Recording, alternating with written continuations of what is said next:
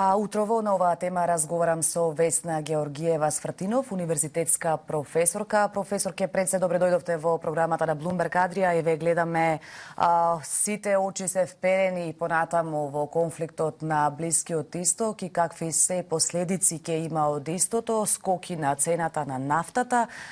Како вие ги гледате најголемите закани кои што може да се очекуваат на економски план?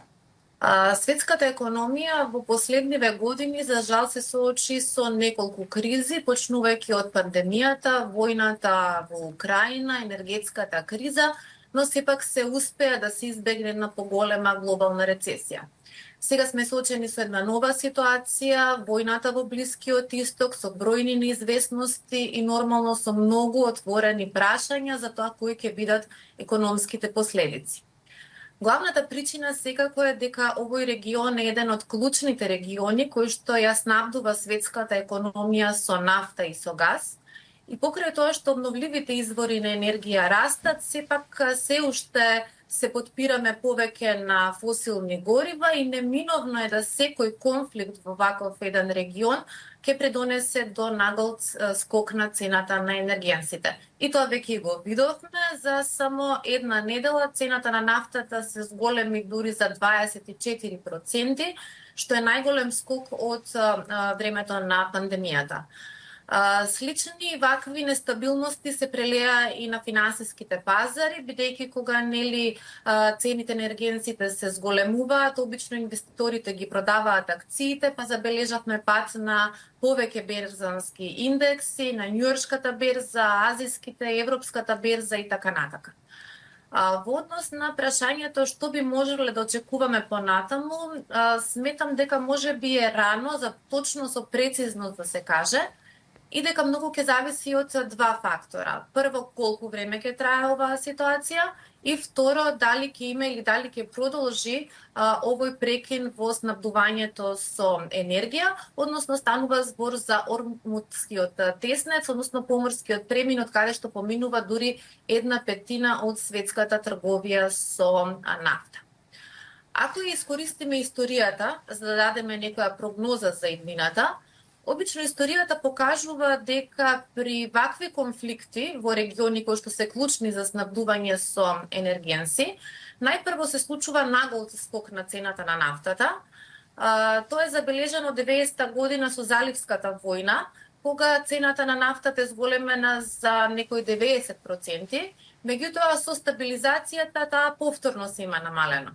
Сведоци сме 2022 година со војната Русија-Украина, кога нафтата достигна некој можеби $130 за барел, меѓутоа потоа со стабилизација на пазарите дојде до намалување на низината цена.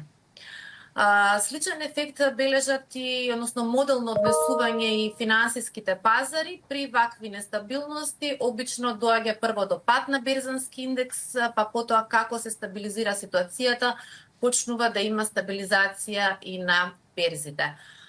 Од тука сметам дека секако најголемата загриженост е тоа ситуацијата да продолжи и повисоките цени на енергенсите да се прелеат и врз другите цени во економијата и повторно да се соочиме со еден инфлаторен бран и пат на економскиот раст.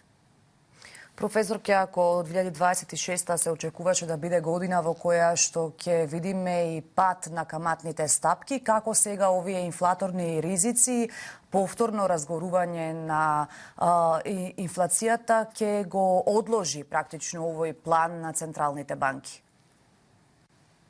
Па вака, повторно историјата ќе се навратам на тоа дека покажува дека најголемите нафтени шокови, тоест најголемите и ценовни шокови се имаат во време на вакви нафтени кризи случајно.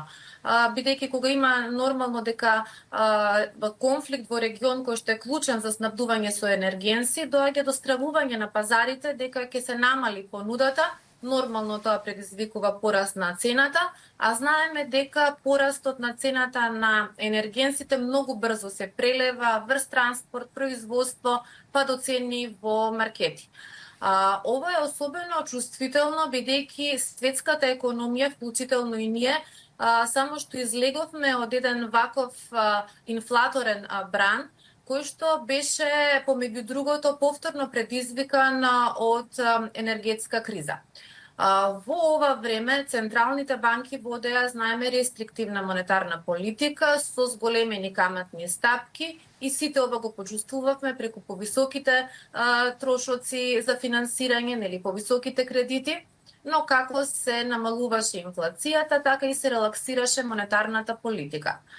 Во однос на тоа што да очекуваме со движењата на каматните стапки во иднина, сметам дека за сега не треба да се плашиме, бидејќи ако земеме дека инфлацијата во еврозоната некаде февруари беше околу 1,9%, што и под таргетот, блиску до таргетот, ајде да кажеме, од 2%, доколку ова е краткотрајно има пораст на цената на нафтата, не би требало да има пораст на каматните стапки, можно е само да има забавување или пролонгирање на веќе планираните намалувања, нели, што се планира за идниот период.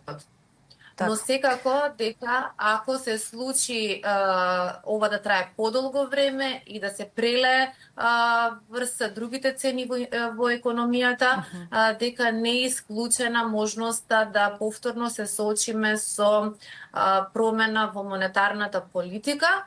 Сега во моментот е можеби и уште поспецифично, бидејќи Европа сега помалку се потпира на руски газ, туку е свртена кон течен природен газ, а дел го набавува од Катар, каде што нели сега е конфликтот, прекинот во снабдувањето. И би сакала да посочам уште еден проблем со кој што би можеле да се соочиме доколку ситуацијата потрае, ризикот од стагфлација.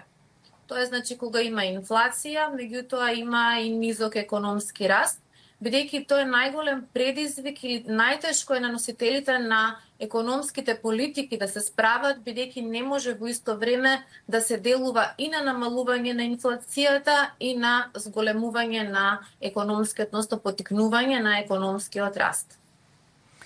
Така, професорке, неизвестна ќе биде и годината што е пред нас. Ќе ги следиме овие случувања, ќе имаме и наредна прилика да бидете наша гостинка. Јас ви благодарам за времето што го издвоивте ова утро. Благодарам и на вас за поканата.